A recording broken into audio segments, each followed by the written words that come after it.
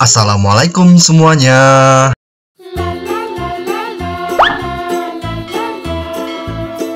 Langsung aja di langkah pertama kita siapkan wadah seperti ini. Dan di sini aku ada tepung terigu. Untuk tepung terigunya aku pakai 200 gram ya. Lanjut campuran lainnya, di sini aku ada 1 sendok makan tepung tapioka dan 3 sendok makan gula pasir. Ini langsung aja aku masukin. Dan agar rasanya lebih seimbang, di sini aku tambahkan garam. Untuk garamnya aku pakai seujung sendok teh aja. Setelah itu langsung aja kita aduk adonannya sampai dia benar-benar tercampur rata ya. Kita aduk menggunakan whisker seperti ini aja.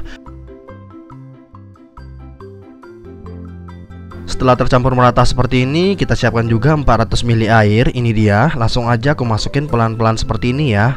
Dan ini airnya nggak langsung aku tuang semuanya. Jadi aku akan sisakan sedikit ya teman-teman ya. Tapi nanti dulu ini aku tambahin dulu sedikit demi sedikit sampai dia benar-benar mengental.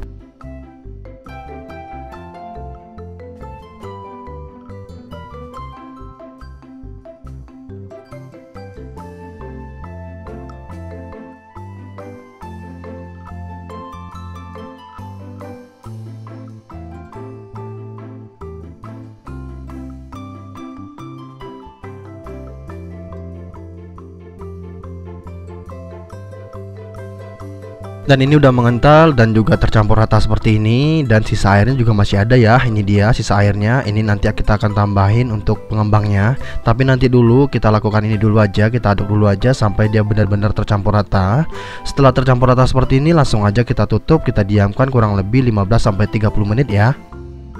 Dan setelah selesai 30 menit kita istirahatkan seperti ini, langsung aja kita buat adonan pengembangnya. Ini dia sisa air yang tadi kita ambil dulu. Ini aku pinggirin dulu ya. Dan lanjut aja untuk pengembangnya, di sini aku ada baking powder.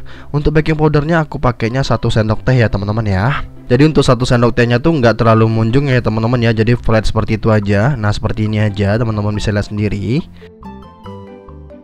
Lanjut untuk pengembang lainnya, di sini aku ada soda kue. Untuk soda kuenya aku pakainya 1 sendok teh munjung ya. Jadi dia ada perbedaan dengan baking powder. Kita agak tambahin, kita agak lebih banyakin soda kuenya. Ini dia, langsung aja aku masukin. Setelah itu langsung aja kita aduk dulu sampai dia benar-benar tercampur rata. Kalau untuk dibilang larut sih kayaknya dia nggak bisa larut ya teman-teman ya. Maksud aku tuh dia nggak mudah larut ya teman-teman ya. Jadi seperti ini aja sampai dia tercampur dengan airnya, itu udah cukup.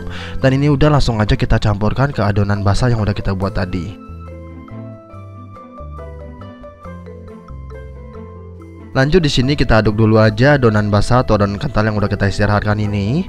Dan lanjut juga kita tambahkan pengembangnya sedikit demi sedikit sampai dia benar-benar tercampur merata. Nah seperti ini aja ya teman-teman ya.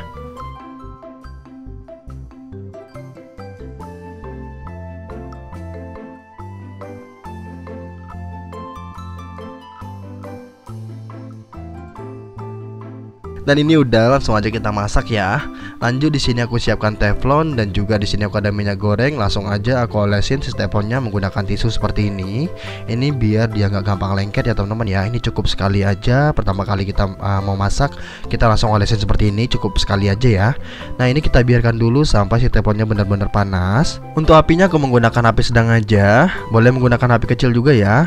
Dan setelah panas langsung aja kita masukkan adonannya 1 sendok seperti ini. Lalu kita biarkan selama kurang lebih 1,5 menit aja. Dan ini dia akan bersarang seperti ini dan cantik sekali. Setelah sarangnya berhenti, maksudnya setelah sarangnya itu benar-benar berhenti dan dia garing, itu tandanya udah matang. Langsung aja kita angkat ya. Pokoknya caranya tuh mudah banget, teman-teman bisa praktekin di rumah. Dan rasanya ini nikmat sekali ya teman-teman ya.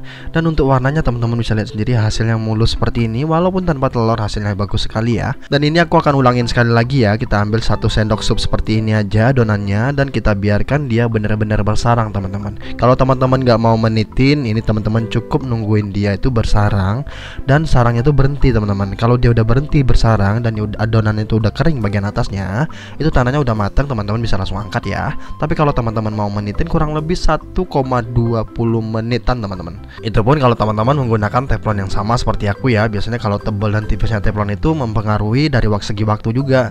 Jadi saran aku menggunakan cara yang tadi aja. Tungguin dia sampai benar-benar bersarang dan sarangnya berhenti, lalu bagian atasnya kering, baru kita angkat dan kita cetak ulang lagi sampai semua adonannya habis.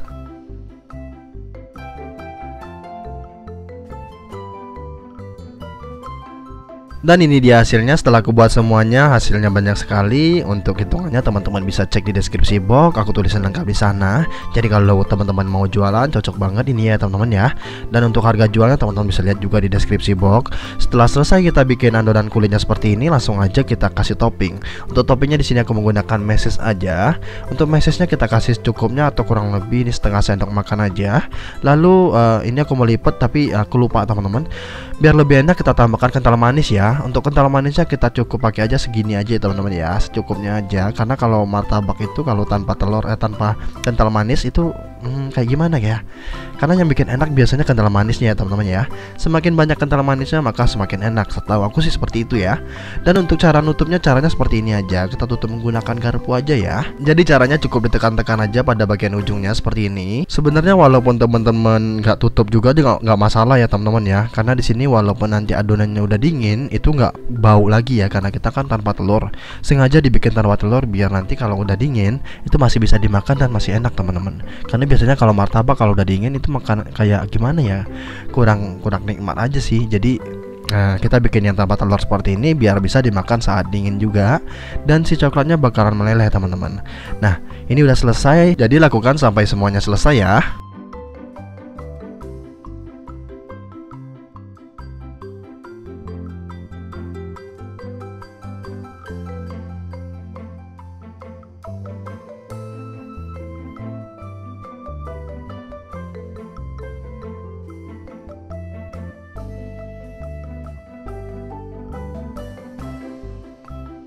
Dan ini dia hasilnya, martabak pastel ala Restar RF. Wow, cantik sekali ya. Kebetulan ini meses aku habis teman-teman, jadi nggak aku buat semuanya. Ini sisanya masih banyak banget. Ini tanpa berlama-lama langsung aja aku cobain ya yang udah jadi ya. Buat yang cinta dengan martabak langsung aja cobain di rumah. Ini langsung aja tanpa berlama-lama kita coba lihat. Ini langsung aja aku cobain ya. Bismillahirrahmanirrahim.